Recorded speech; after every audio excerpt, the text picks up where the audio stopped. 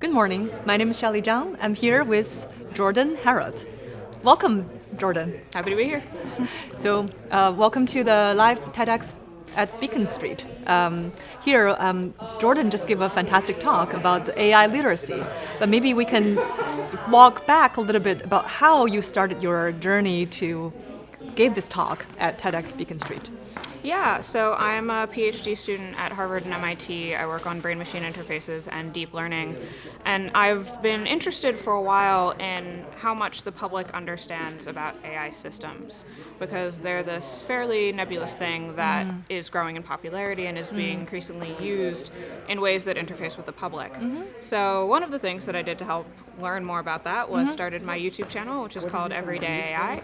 And I do videos, some of which focus on social impacts of artificial intelligence, some of which just explain what certain artificial intelligence systems are. So I have an AI 101 series that I do on a monthly basis. Nice. And some of which are just for fun. So I did a video where I made a recipe that was generated by AI. It turned out terrible, and everyone really enjoyed watching me suffer through eating it. I see. So I guess compared with the AI beating the chess player, I guess in your case it's like the totally reverse. So the AI created recipe becomes so ugly tasting. Yes, it definitely was not at the level of an AI beating a chess player. I see. So Jordan, I know you try to share the story of the AI literacy on the stage, but maybe you can share something more about what inspired you to, help everyday folks about this AI literacy.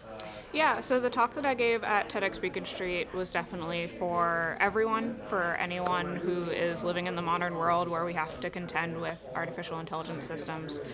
And it focused on some of the more day-to-day aspects of AI literacy, things like social media, things like Google searches, things that you do on a regular basis. I think that it's really important that people understand this topic for reasons outside of those. Primarily things like hiring, where we're now seeing a lot of use of facial recognition in hiring in ways that we don't fully understand and that may be unfair to certain people.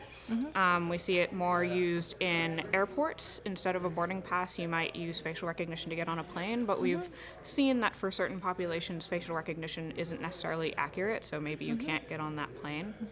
So I think that in situations like that, where the consequences of these systems not working are much worse on the individual level, those are the areas where I really, really think that AI literacy is important, and where I think that we should be pushing people to understand more about how these systems are working and how they might be able to either use them for their benefit or get around them if needed. I see. Yeah, I think given the fact that the AI system is becoming more and more simple to implement, and that just totally spread out the whole application, and that brings back some backslash, which I assume on this, everything become 2D in front of your eyes. And rather than you face a person, like a 3D, a whole vivid person instead. Cool. So I guess maybe you can talk also about your career aspiration. Like, I know you're still a second-year student, and where do you see yourself when you grow up? Yeah, when I grow up, I've been in school forever. I'm a second-year PhD student, and I think currently I'm interested in probably going into industry. I'm not particularly wedded to any area yet, but there are a lot of aspects of academia that I don't think I'd be interested in as a long-term career goal. So definitely working in industry, possibly for some tech company, maybe for a startup. Both of the labs that I work in have spun out several startups based on the work that PhD students are doing right now. So if all goes well on my current project, maybe it'll become a company. I see. So appreciate that, and I hope we all work on make the world a better place. Yeah, me too. Thank you so much, Jordan. Thank you for having me.